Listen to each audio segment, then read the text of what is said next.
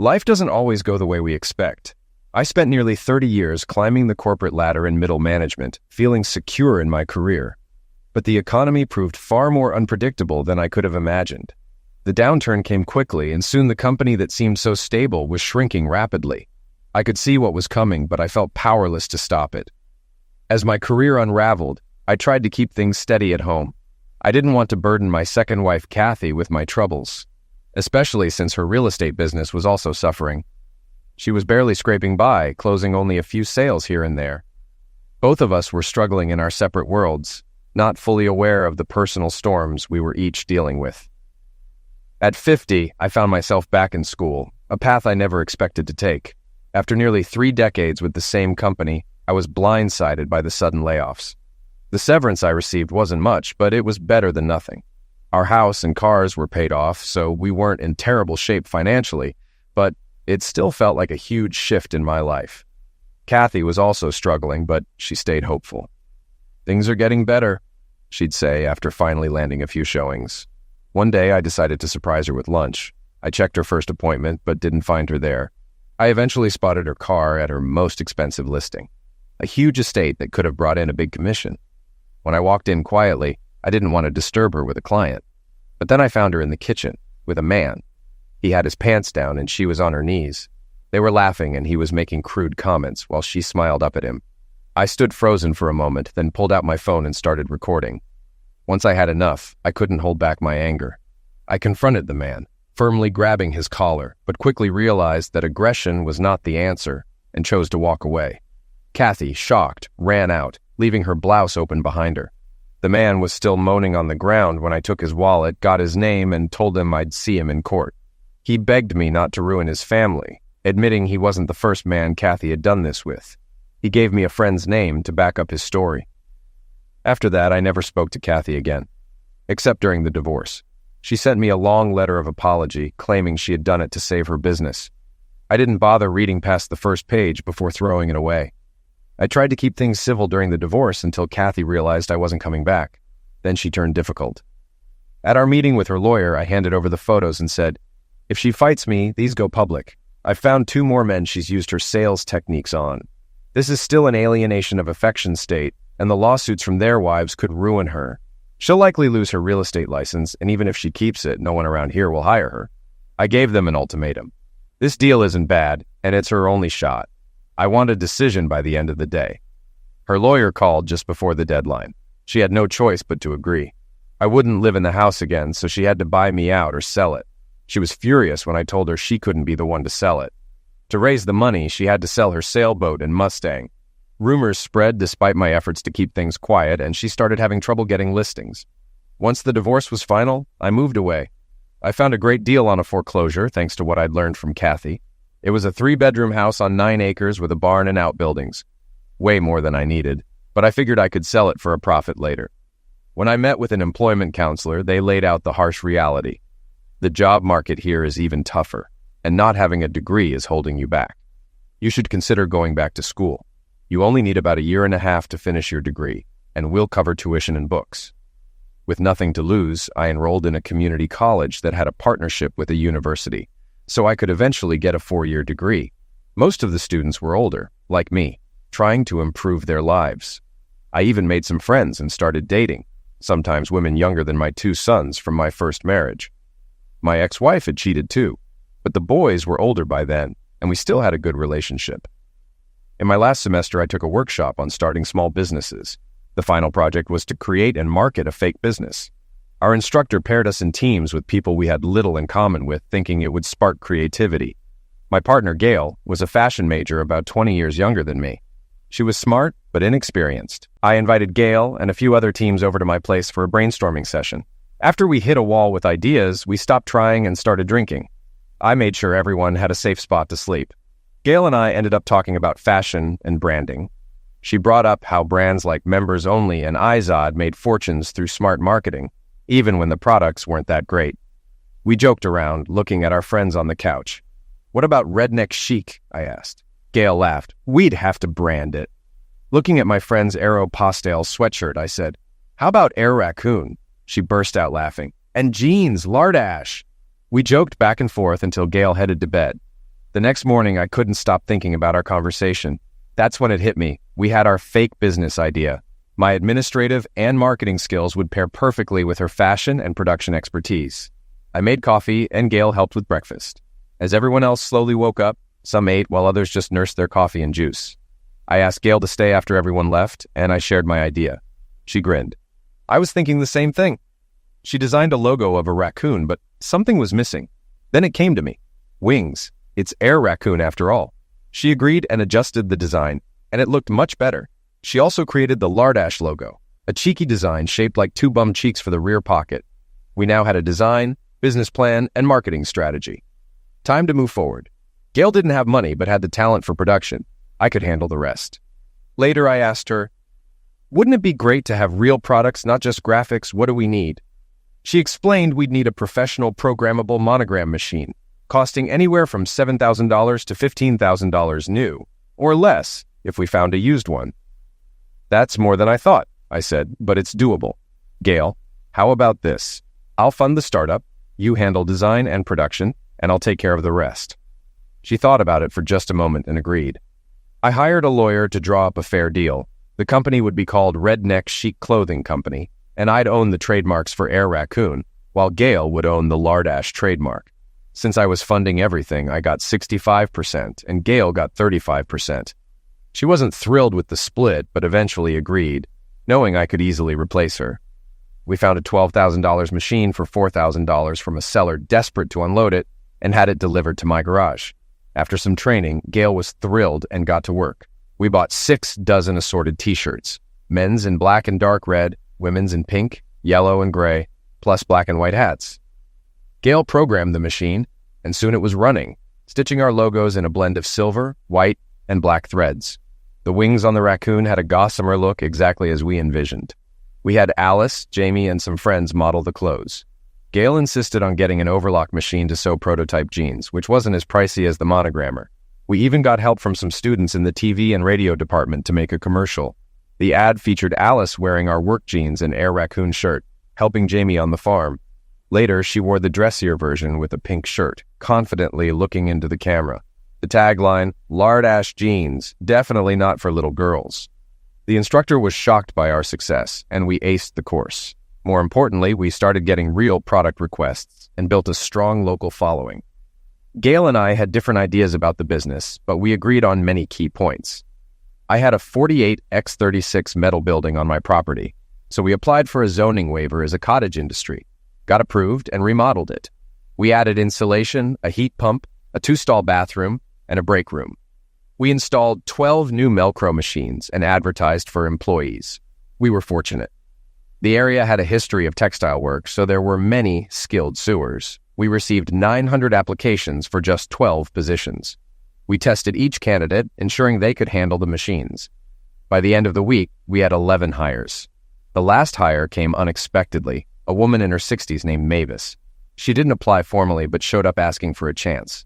She had 50 years of experience sewing everything from shirts to sales and was in desperate need of work after her husband passed. Despite not knowing the machines, she was confident she could figure it out. I gave her a shot, and she teared up with gratitude. Gail wasn't thrilled at first, but was impressed by how quickly Mavis learned. She mastered the basics in 3 hours. We paid employees minimum wage plus a production bonus if they operated the machines at 80% efficiency, averaging $9 an hour. We couldn't offer full insurance, but arranged a deal for 4 doctor visits a year for $20 and up to 3 free generic prescriptions. It wasn't much, but the workers appreciated the effort. Most of them were middle-aged, with experience in the textile industry. Mavis naturally became the floor manager, acting like a grandmother and motivator to the team. We had each employee make a shirt in all 5 colors, with their names monogrammed, which became their uniforms. They voted to work 9-hour days Monday through Thursday and 4 hours on Friday, with overtime available if needed. Birthdays were celebrated with a party, paid day off, or extra pay, and we always gave a nice gift. Mavis got a 19-inch flat screen, a Blu-ray player, and a year of Netflix as a birthday gift. She cried for an hour before heading home. Gail grumbled about the cost, as money was starting to become her focus. For a year, we kept expanding, adding a mini shift of college kids working nights and Saturdays, but still couldn't keep up. Eventually, I told Gail we needed to find a bigger facility. How big? She asked, trying to hide her excitement. After reviewing projections for a month, I replied, big enough for at least 100 machines and space for your jeans line. We might need 2 buildings. Gail was thrilled.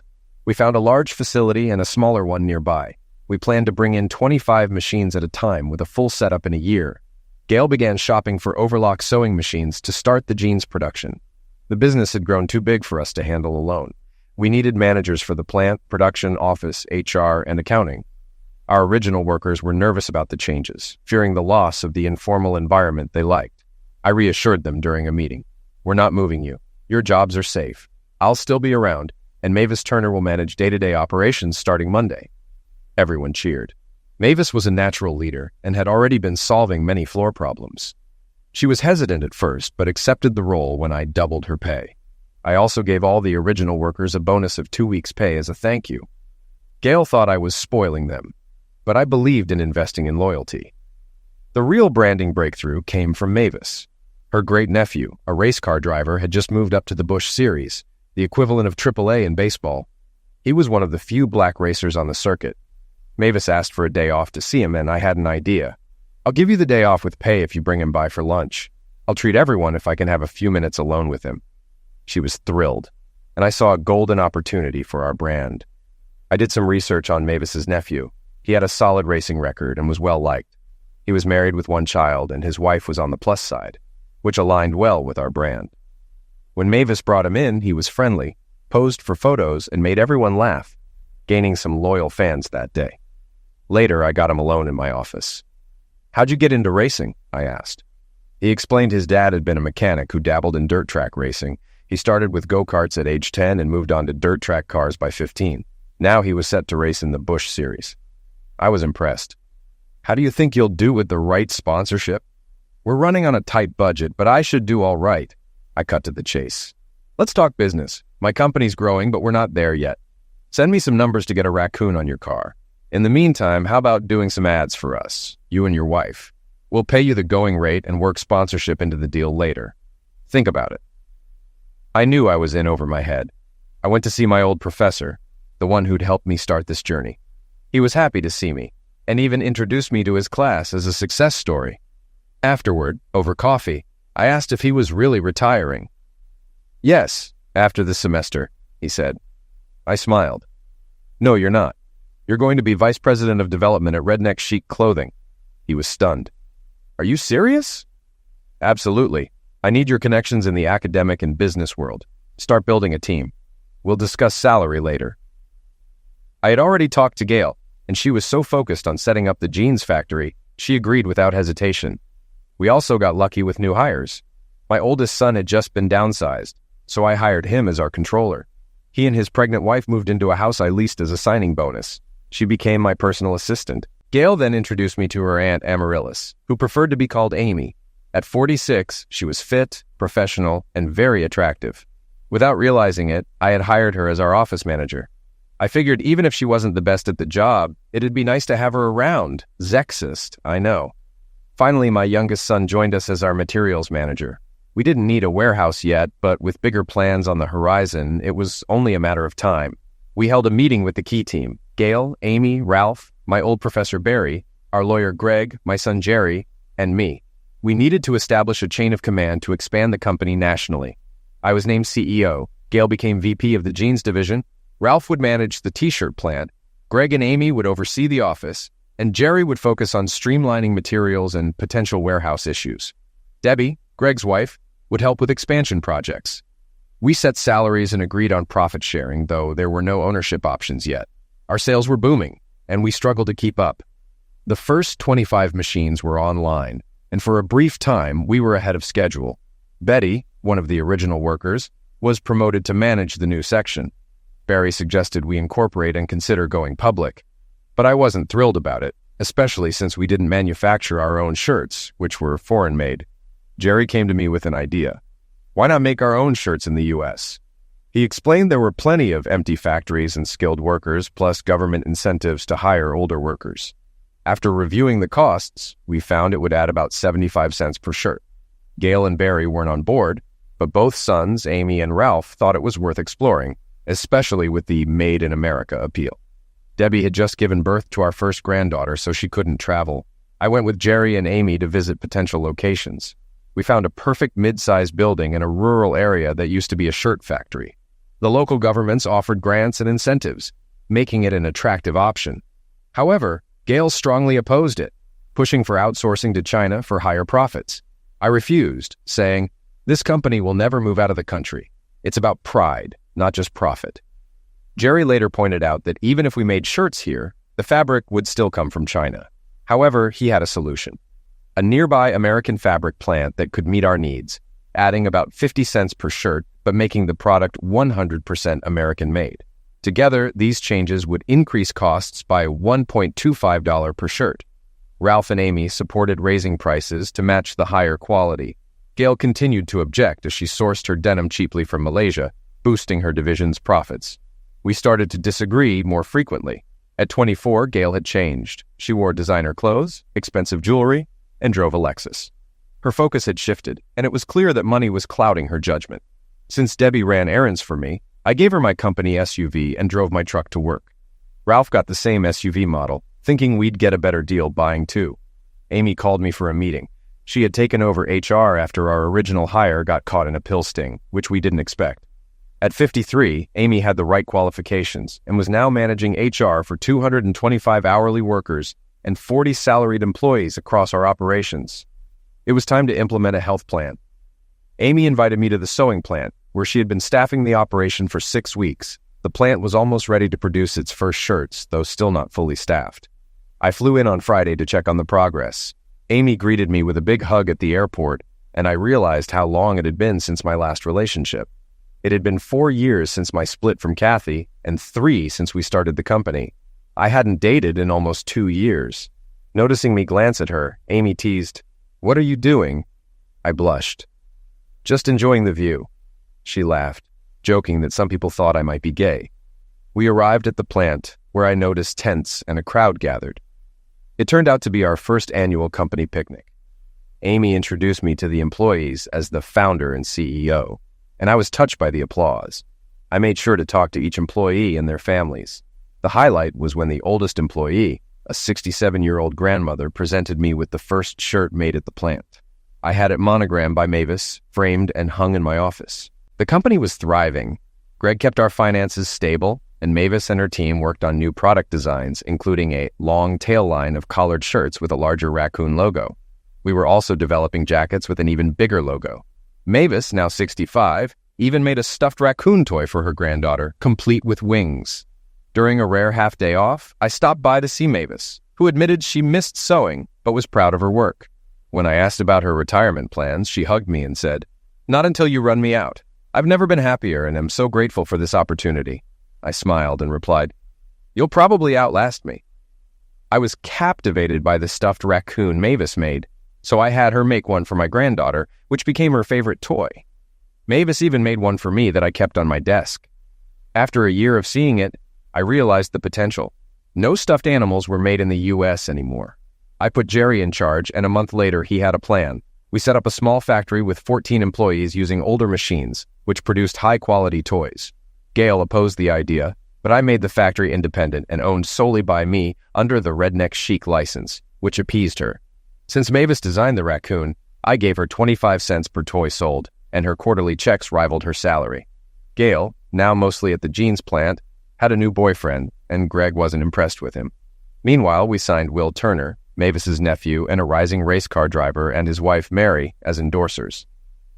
Initially hesitant, Mary eventually embraced our brand, modeling our jeans and shirts.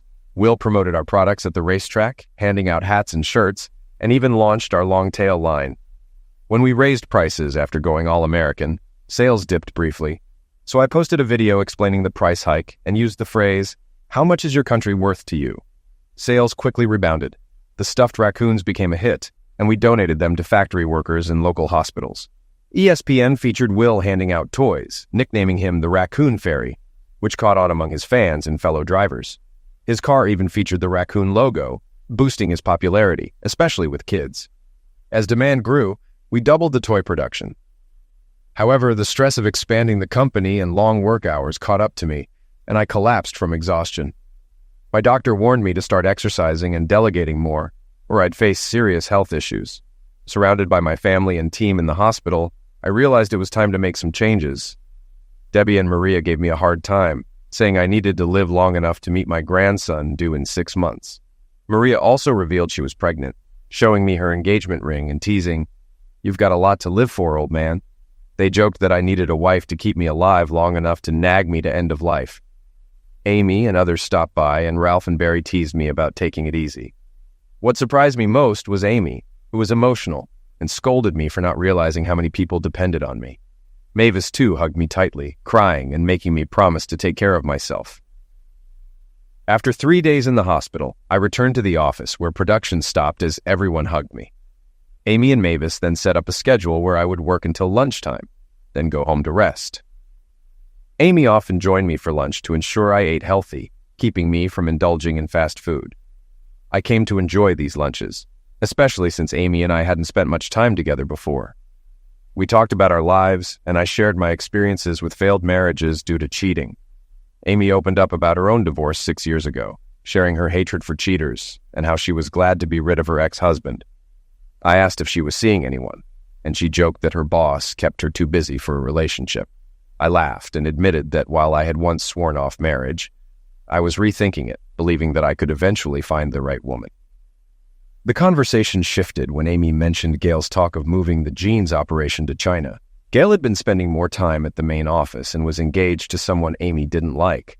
Gail seemed frustrated with being a business owner instead of pursuing her original dream of being a fashion designer. And she still resented not getting a 50-50th split when we set up the business. I was surprised, as I had felt 35% was generous, considering I came up with the concept, name, and funding.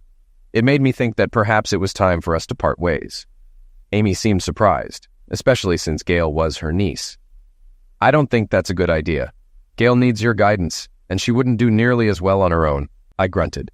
"Just talking, but make sure she knows. No part of my company is going to China. We're making good money, and 300 Americans depend on us, not counting our suppliers." Amy nodded. "I'll tell her, but if she pushes, do what's best for the company. I trust you to make the right call." She held my hand for a moment before realizing and pulling back. We promoted Jerry to help with daily operations, and Ralph took on more of my duties. Since I was working half days, Debbie became Ralph's assistant. I knew something was up when Greg invited me to lunch on Sunday. Both Debbie and Maria were pregnant. Debbie was 7.5 months along, and Maria was 5.5 months. During a quiet meal, I finally asked, "What's going on?" The women left, and the boys hesitated before telling me the issue. "Dad, Mom is in bad shape. She lost her job, caught her husband cheating, and her house is in foreclosure. Can we help her?" Greg explained they had found her an apartment and would cover the first year's rent and utilities, while Jerry would add her to his phone plan. Then Jerry added, "She needs a job. Gail's assistant just quit, and we think she'd be a good fit. Gail might be more polite since she's our mom." I didn't like the idea, but reluctantly agreed. "Fine, but keep her away from me. If she causes problems, she's out." The boys were relieved. "Thanks, Pop. You won't even know she's there." Maria and Debbie hugged me, clearly happy with my decision. Maria said, "You're a good man, Papacita." Debbie whispered her thanks, adding that she'd been against letting Rosalind move in with them. I told Amy about it at lunch on Tuesday. She wasn't thrilled. "Are you sure? You don't need more stress?" "I'll manage. She's their mother, and Gail will keep her busy." Amy laughed. Gail wasn't happy, but I used all my HR skills to get her to accept it. She's calmed down a bit since. Rosalind arrived the next week and immediately started complaining. Her apartment was too small, the commute was too long, and she didn't like Gail. Greg and Jerry had a talk with her. "We're doing our best, Mom. If you don't like the apartment, you can move, but you'll have to pay your own rent. Gail can be tough, but maybe you can be a good influence. If you can't handle it, we'll help you find another job." That shut her up. She knew she wouldn't find a better job, and the thought of paying her own way didn't appeal to her. I saw her 2 weeks later at a meeting. She'd gained some weight, had shorter hair, but still had those striking blue eyes. She greeted me. "Zach, how are you?" "I'm fine, Roz. How have you been?" She didn't like being called Roz, but she kept calm. "I've had better days. Thanks for your help. It means a lot to me and the boys. So, how do you like being a rich business owner?" "A bit different from what we imagined years ago." I smiled. "Didn't expect a crowd of grandkids either. Can't wait to meet our grandsons." Before I could say more, Amy walked over and put her hand on my arm. There was some silent tension between her and Rosalind, like a mental standoff. Amy then said, "Time to start the meeting, Zach. Let's keep it short. I want to try that new Mexican place for lunch." She addressed Rosalind with a dismissive, "Rosalind!" And I saw Rosalind tense up. Trying to lighten things, I said, "Let's get to business. I'll see you at Jerry's house for lunch on Sunday." Amy gripped my arm tighter when I mentioned it, and I began wondering, was she jealous? During lunch, I caught Amy's eye a few times. She asked, "What, do I have food on my blouse?" "No, just a question. Do we still contribute to the Giles Center? If so, can you get me 2 tickets to Jersey Boys?" She nodded. "I'm sure I can arrange that." "Great. Now a business question. If I take an employee as a date, would that be an issue?" She looked serious. "I wouldn't recommend it. Relationships with employees can lead to trouble, especially if they end badly. Don't mix business and personal life, Zach." I pretended to be disappointed. "Too bad. I was hoping you'd go with me. I know you love musicals." She nearly choked on her tea before recovering. "You'll pick me up at 6. We'll have dinner at a nice restaurant I choose, and we'll attend the show as corporate officers, supporting the center. This is strictly a business event, not a date. Clear?" "So that's a yes?" I asked. "Yes, now finish your lunch. And don't touch the salt shaker or you won't be able to applaud on Friday." I sent her flowers on Friday with a card reading, "In appreciation of a loyal employee." Strictly business, of course. Debbie heard about the flowers and confronted me. "Flowers for Amy? You romantic." I tried to downplay it. "Just a gesture of appreciation." Before she could say more, Maria burst in. "Is it true?" she asked Debbie, who nodded. Maria grinned and said, "Just so you know, Amy took a half-day vacation, so did we. We're going for a spa treatment and shopping. You better appreciate this." Maria cut me off. "Give it up, Pop. She's been into you for about a year. She nearly collapsed when you got sick. Men are clueless. I've seen how you look at her when she's not looking. You want her just as much." Debbie jumped in. "Don't screw this up. If you do, Sunday lunches with your grandkids will be a thing of the past." I leaned back and smiled. "What happened to my right to privacy?" "Long gone. Good luck, Papacita." Maria laughed as she and Debbie left. I sent Amy flowers Friday morning with a card that read, "In appreciation of a loyal employee." Strictly business, of course. Within 45 minutes, Debbie stormed into my office. "Flowers for Amy? You romantic," she teased. I shrugged. "Just a gesture of appreciation, no big deal." Maria then charged in, grinning. "She took a half-day vacation, Pop. So did we. We're all going for a spa day, followed by shopping. You better appreciate it." I tried to protest, but Maria cut me off. "Face it, Pop. She's into you, and you want her too." Debbie added, "Don't blow this. You need her, and she needs you. Plus, we could use a better mother-in-law." I gave in. "Anything else?" Maria checked her watch. "Yeah, Greg and Jerry are coming to take you shopping for a new suit. You're not wearing that old stuff. And forget your truck. A limo will pick you up. This non-date is going to cost you, but you're rich. You're welcome." Greg and Jerry walked in just as she finished, and everyone laughed, except me. "Let's get you a suit that's actually from this decade," they said. I sat in the limo, feeling like a nervous teenager on a first date. When I got to Amy's house, I admired her well-kept yard. Neat, attractive, and beautiful, just like her. When she opened the door, I was speechless. She wore a perfect little black dress, conservative yet sexy, knee-length, and perfectly fitted to her curves. Her hair was styled in an elegant semi-bun, understated but alluring.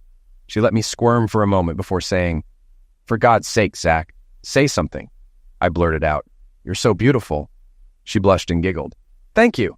Glad to know your daughters-in-law's efforts weren't wasted. I feel like a princess." I smiled. "They're getting upgraded in the will, and I mean it. You're beautiful. Come, princess. Your carriage awaits." She wrapped a shawl around her shoulders, took my arm, and we headed out. We went to a new Thai restaurant. Amy loved spicy food, but I couldn't handle it as well. She ordered both spicy and mild dishes, feeding me small bites while I wiped my brow. Afterward, we walked to the venue on the warm evening, and I got used to the feel of her hand on my arm. The performance was excellent, and we had some of the best seats in the house. She held my hand the entire time. Afterward, she said, "Thank you so much for tonight. I loved it." "Me too. Too bad it's over," I replied. She stopped. "Over? Who said that? I'm keeping you up past your bedtime, and if you're lucky, I might tuck you in." I blushed, and she laughed. We went to a club that catered to our age group, with a Beatles tribute band playing. She excused herself, and when she returned, Her hair was down for the first time, long and beautiful. We sipped drinks and enjoyed the music. She was itching to dance, so I asked, "Wanna?" and she dragged me onto the floor. I wasn't great at dancing, but the slow dances made up for it. She pressed close to me and we took breaks for me to catch my breath. At one point, her friends Jerry and Sky stopped by. Sky's ankle hurt, so I asked Jerry to dance with Amy. She looked at me and I nodded, watching her dance happily. After a few fast songs, they returned when a slow one began. "Thank you," she said. "Most men would be jealous," I smiled. "They're your friends, and I want you to have fun. But if it were a stranger, I'd expect you to say no. If you're with me, you're with me." She giggled. "I'm with you, honey." We had coffee with them afterward, and they gave us a card for their dance studio. Before we left, we signed up for lessons. In the limo, I told her, "You don't need lessons. I used to teach part-time. It'll be fun, and dancing with the same partner makes you better. Plus, it'll get you in shape, better than bowling," she said with a smile. I didn't mess things up by trying to come in after walking Amy to her door. I did get a few nice kisses, which was enough for now. On Sunday, before Rosalind arrived, the girls teased me, and the guys asked if I'd scored, while their wives playfully scolded them. When Rosalind arrived and saw the smiles, she asked, "What's everyone so happy about?" Jerry grinned and said, "Pop went on his first date in over 2 years and had a great time." It wasn't entirely true, but no one corrected him. Rosalind didn't seem amused, which dampened the mood until Ashley, their 2-year-old, woke up and lightened the atmosphere. Rosalind noticed Ashley's raccoon toy and commented, "How cute! It looks familiar." Jerry explained, "It's from our company. We make them near the shirt factory and sell them online and in select stores. We've sold quite a few." Rosalind rolled her eyes. "Great, more money for you." Jerry, clearly offended, explained, "Actually, it's a non-profit foundation. Every dollar after costs goes to the Wounded Warrior Foundation to help disabled veterans with things like ramps, guide dogs, and housing modifications." I wished he hadn't mentioned it. We didn't do it for the recognition. It all started when Jerry's best friend, who lost both legs in Afghanistan, needed help. We built ramps for his house, and it led to the idea of creating the foundation. Gail insisted we keep it separate from the business so it wouldn't affect her earnings. Bob, Jerry's friend, now works for us and oversees donations. Rosalind apologized, and the rest of the afternoon went smoothly. On Monday, I received an email outlining the events I'd be attending to represent the company. Fridays and Saturdays would be busy for a while. I was still working half days and considering making it permanent. Amy joined me and Mavis for lunch, but didn't bring up the weekend. She asked if I'd seen the memo about more community involvement, which I had. When Amy kissed me goodbye and called me honey, Mavis's eyes widened, and she immediately pounced. "So, you and Amy? About time. She loves you, you know." I raised my hands. "We're just friends. No one's talking marriage." Mavis gave me a look. "Uh-huh. Well, when that wedding happens, I'll be sitting on the groom's side." Later, Mavis hinted that she and the girls were working on something but wouldn't tell me what. On Friday, she made sure Amy was with me for lunch, and I knew something was up. After lunch, Mavis invited me to the shop, where the girls were grinning.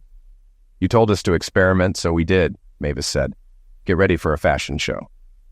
The fashion show was mostly grandchildren, ranging from 8 months to 6 years, all wearing clothes with our logo. I'd thought about a children's line before, but never had time to develop it. Mavis knocked me to it, and I was impressed. The designs were clever, like a jumper on the 8-month-old with a raccoon in diapers and a dress on a 6-year-old featuring a mother raccoon with her babies. Debbie's daughter Ashley wore red overalls with raccoon heads on the bib. We introduced the baby raccoon line online, and it sold out in 2 weeks. Everyone loved it, except Gail, who stormed into my house while Amy and I were having lunch, furious. "You a-hole, I'm the designer," she yelled. We were stunned. I tried to reason with her. "No one's undermining you. I asked about a kids' line 2 years ago and you focused on jeans. Now feel free to design as much as you want." She ranted some more and left. Amy sighed. She's losing it. Her husband's spending money they don't have, and she can't say no. He knows she has millions, but doesn't understand the difference between working millions and spending millions. Worse, he talked her out of a prenup. I was shocked.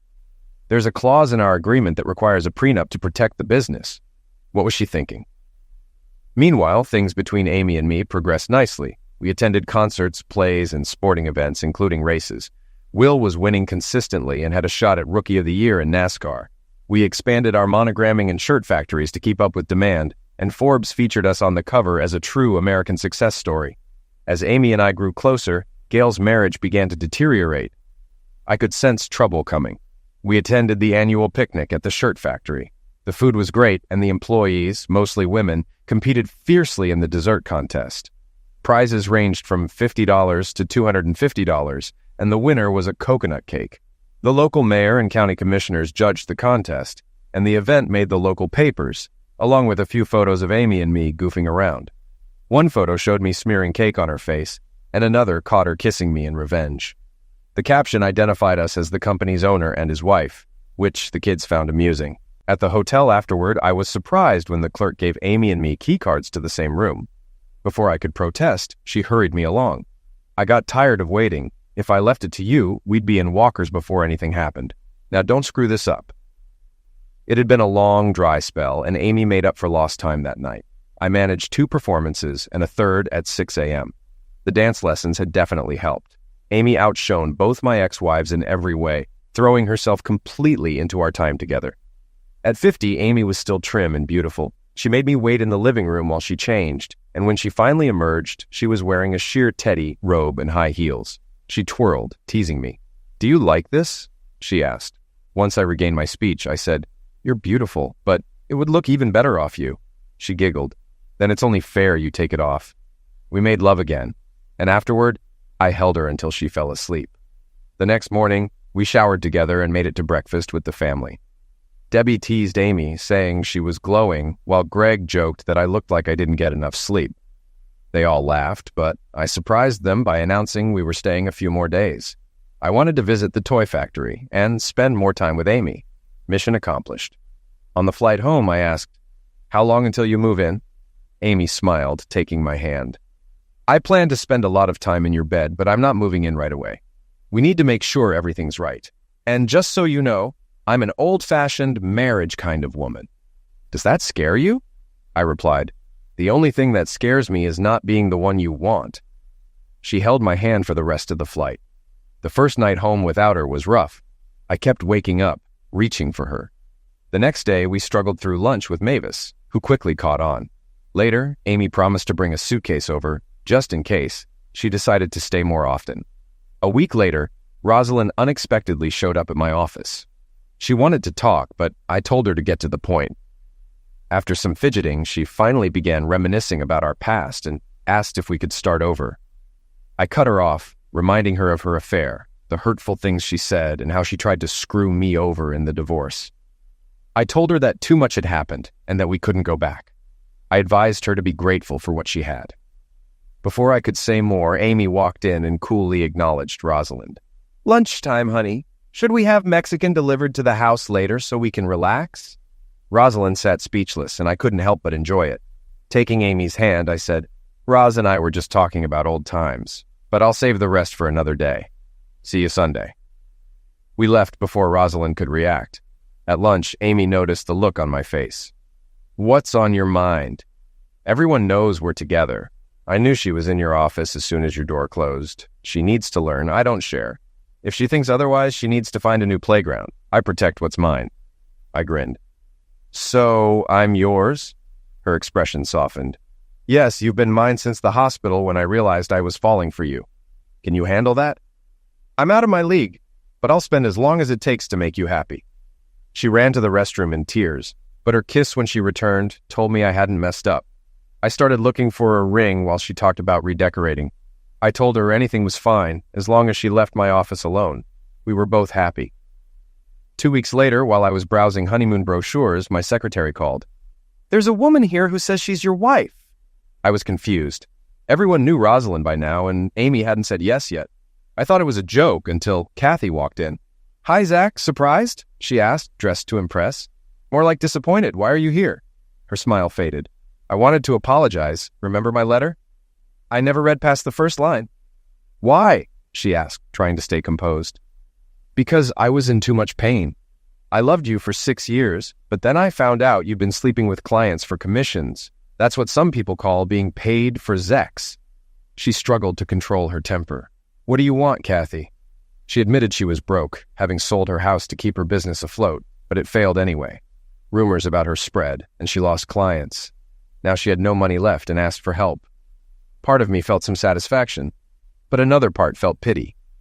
I wrote her a check. This is for the good years we had, but you need to leave town. I'm proposing to my girlfriend today, and I love her more than I thought possible. I'll try to remember our good times. Her eyes widened at the check, but I cut her off when she tried to thank me. Just take it. I wouldn't be here if you hadn't betrayed me. Your actions pushed me to find success. She asked for a goodbye hug, but I refused. No, don't ask why. You won't like the answer. Just then, Amy walked in. Hi, honey, I just need... She saw Kathy. Sorry, I'll come back. I took her hand. No need to wait. Miss Myers was just leaving. I guided Amy out of the room, leaving Kathy behind for good. As soon as we turned the corner, Amy pulled me against the wall, kissing me passionately. I know who she is, she said. I started to explain, but she put her hand on my lips. No need. I can be jealous and you're mine. No more ex-wives I don't know about? I shook my head. No. Good. I trust you, but you're too soft-hearted. It's a good thing I'm here to keep you in line. Now, don't you have something to ask me? It didn't go exactly as I'd imagined, but I got down on one knee and took out the ring from my pocket. People were passing by, secretaries and assistants heading to lunch, floor managers carrying paperwork. They all stopped and stared. As you said, I'd be lost without you. I think I need a little more supervision, and the only way to get that is by having you with me forever. Amy, love of my life. It took me 2 tries, but I believe I found the woman I was meant to be with. Please, baby, marry me. It wasn't the romantic speech I had hoped for, but I got my point across. I think everyone in the hall was holding their breath as she knelt to my level. Yes, she said. Plain, simple, and exactly the word I wanted to hear more than anything in my life. People clapped and cheered, but neither of us noticed. We stayed on the floor, kissing for nearly 5 minutes, long enough for the kids to come running down the hall. Maria and Debbie pulled Amy up, and the 3 of them hugged, dancing in a circle. The boys just stood there, grinning. Stop smirking and help an old man up, I told them. They pulled me to my feet, and the girls grabbed me while Amy hugged Jerry and Greg. Within 40 minutes, the news had spread across both plants. An hour later, Mavis called. Remember, I sit on your side of the church, she reminded me. I wished I could have seen her face. You won't be sitting much. Since my parents have passed, you'll be the mother of the groom. She couldn't speak, so she hung up. The date was set, and Amy had moved into my house full-time. We had a long talk about the future. I think I'm going to retire. The boys are doing well, and Ralph will still be around to guide them. I'll stay on as CEO, but only step in if they hit a deadlock or need advice. If you retire, I retire, she said. All right. Please, honey, she teased. Like I'm going to let you wander around alone. My new full-time job will be keeping an eye on you. Everyone was thrilled about the engagement, except Gail. She hadn't been happy about much lately. She finally put an end to her husband's reckless spending and told him to get a job if he wanted extra money. He had quit working the day after they got married. He exploded in anger, withdrew as much as he could from their accounts, and left. Then he sued for divorce, asking for alimony and half of her share of the company. Barry did his job. He brought up the partnership and corporation papers that clearly excluded the business from being community property. It was a gray area, but Barry made it clear he could drag things out for years, and her husband would be paying his own fees unless a lawyer took the case on contingency. Barry had a solid reputation, and most lawyers were hesitant. In the end, Gail had to pay him $1.5 million to make him go away. Gail came out to our house for lunch with Amy and me. She looked exhausted and frustrated. I want out of the company, she said bluntly. I want to take the jean business and the brand. You can have the rest. Can we work something out? That night, Amy and I discussed it. She said it wasn't her decision, but I reminded her that we were going to be life partners, and every choice from now on would affect both of us. We consulted Barry, who brought in an independent firm to appraise the business. In the end, we split it the way Gail proposed. She took the jean company and kept the Lardic brand. I had to pay her $2 million in cash to buy out her remaining equity. Amy tried to convince Gail to stay, but Gail was determined. I've learned a lot. It's time for me to move on and follow my own vision. After the paperwork was signed, Gail closed the factory and moved her business to China, leaving the locals devastated. I was furious, but there was nothing I could do. What I could do, however, was buy the equipment and restart under a new brand. Amy came up with our new logo, Livin' Large, featuring 2 big red L's on the pocket. We updated our website, sent out memos, and posted on YouTube to explain the change without bad-mouthing Gail, though people figured it out. Gail thrived for 3 years before selling her company to a Chinese syndicate and opening a design house in LA. Meanwhile, innovation thrived in our company, and Maria came up with a new idea, working with Mavis on the Punk Raccoon line. Instead of the familiar cute logo, the raccoon had black bat-like wings and red eyes with skeletal outlines. We launched hoodies and tees using kids from the community to spread the word. Amy and I eventually married, and I met her son, who had just graduated from college. We brought him into the business, with Greg and Jerry helping him along. Rosalind remarried and moved away, which, while unspoken, brought relief to the boys. Sunday dinners have become big family gatherings. Amy and I are mostly retired, attending only a monthly board meeting. Our honeymoon was a world cruise, and we loved it so much that it's now an annual tradition, taking the grandkids along to give the parents a break. Life has been good. As for Mavis, she retired for 6 months, then called me one day. "Do you know who Ozzy Osbourne is?" she asked. "Yes, Mavis." Good, because I'm quoting him. Retirement sucks. "When can I come back?" I laughed and told her, "As soon as you can walk through the door." She's still going strong.